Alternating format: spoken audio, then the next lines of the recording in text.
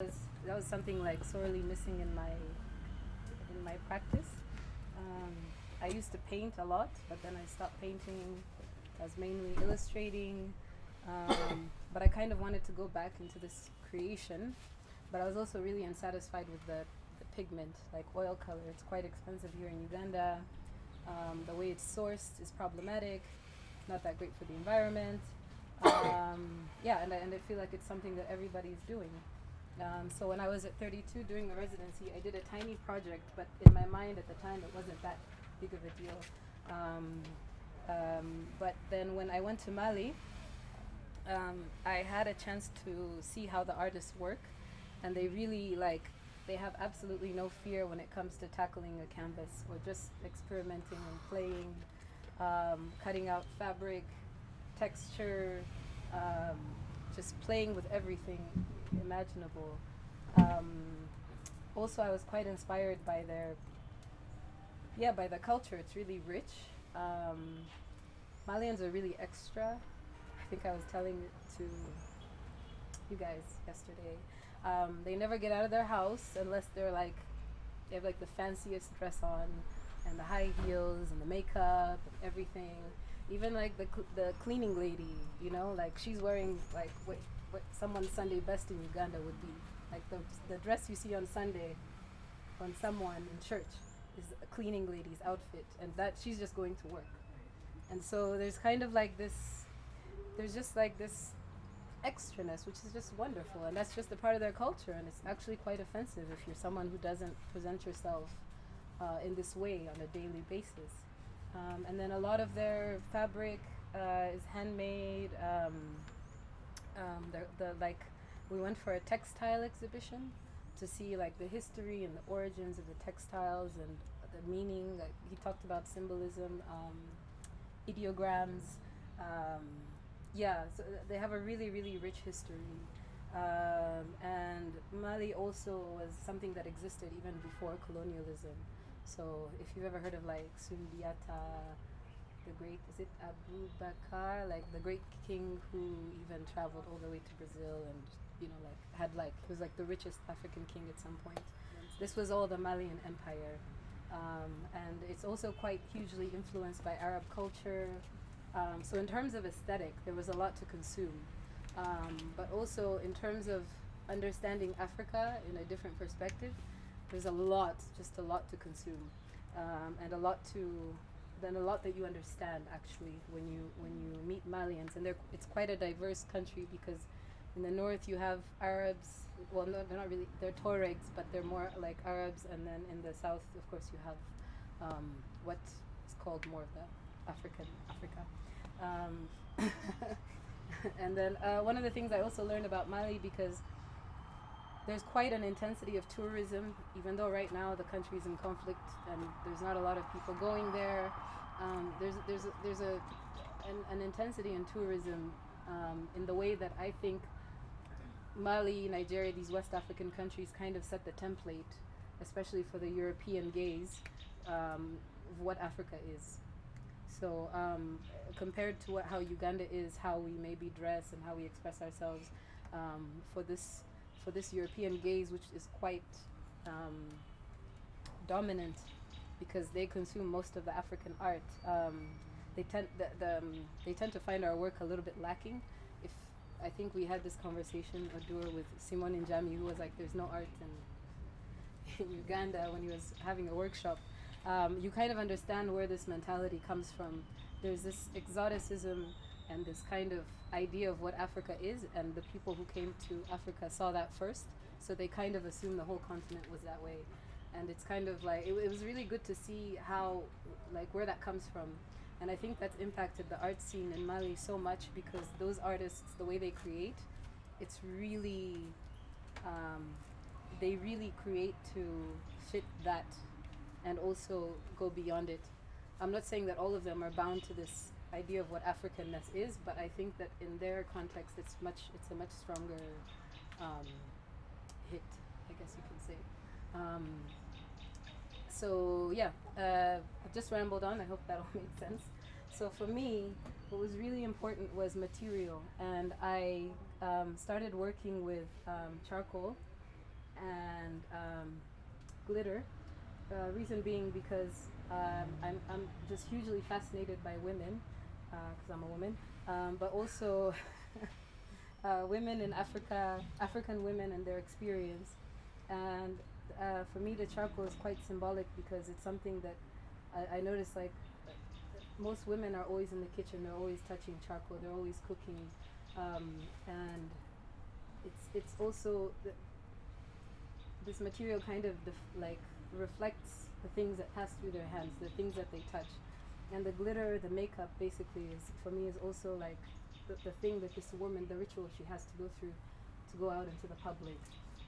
So what I started doing, it was mostly experimental. Is this okay?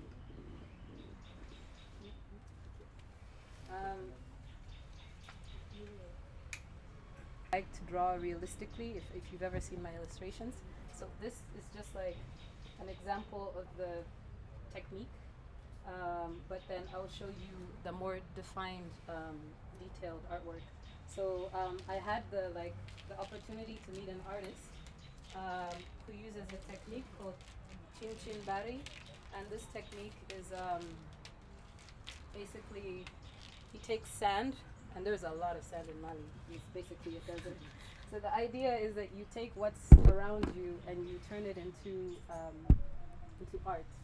So basically, he takes glue, and then he takes sand, which he's like tinted with different colors, and then he pours it on top, and he makes very detailed compositions, very delicate, very fine, detailed compositions in his works.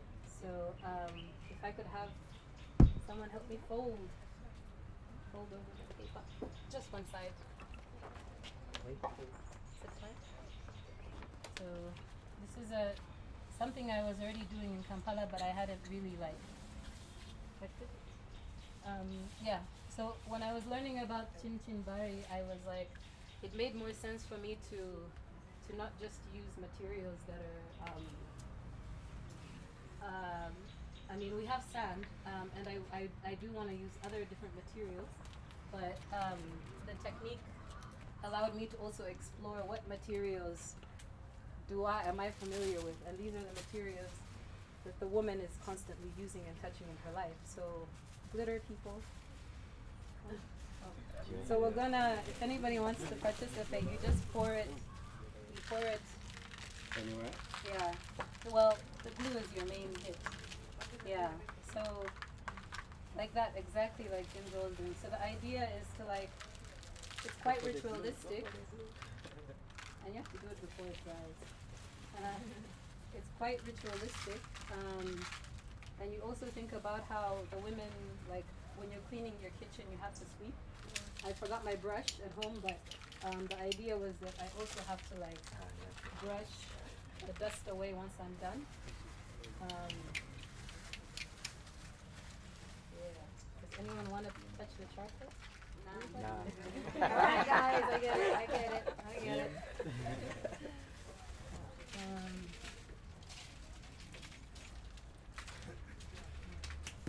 So, thank you everyone for participating.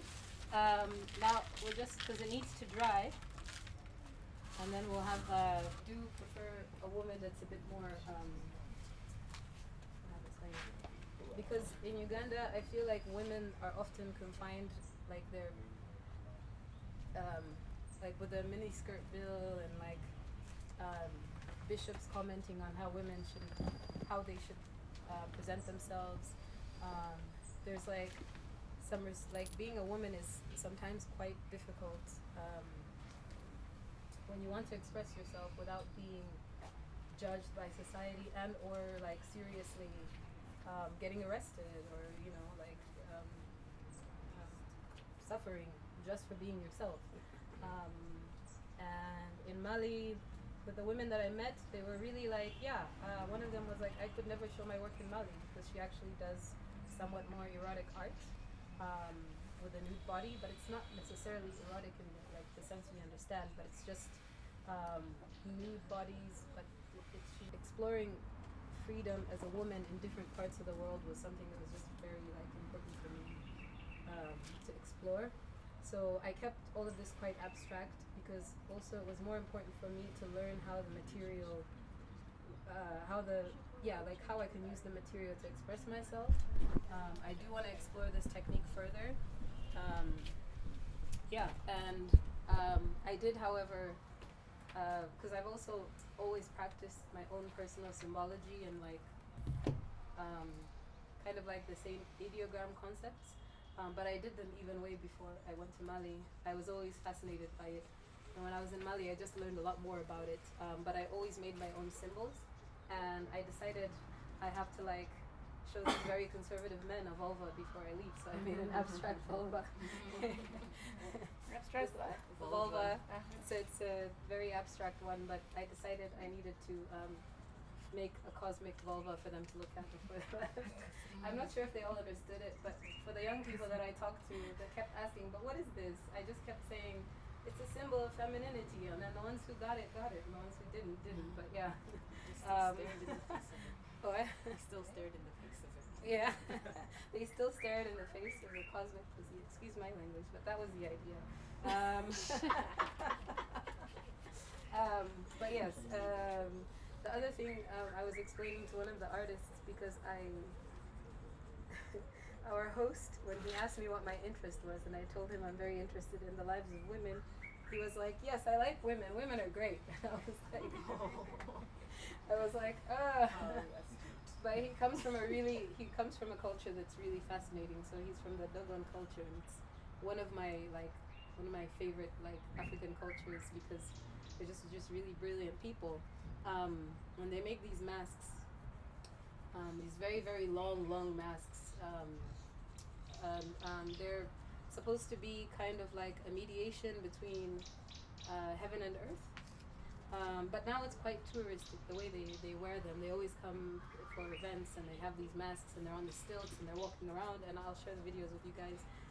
But what I really loved about their aesthetic and their way of understanding the world is this kind of format of length, which is also what I'm using. And then in their embroidery and in their masks, they have these geometric patterns that are always repeating, and they're quite long, and it gives you this impression of something that's majestic and grand, and somewhat heavenly, and all of that. So I also kind of played with that, also creating this pattern. There's thanks. There's this there's just this feeling of it just kind of takes you higher, and I think that it's just not meant to. Just throw some I glitter think at it. also something I really want to do more in my work is I more want people to feel than to take away. I want people to more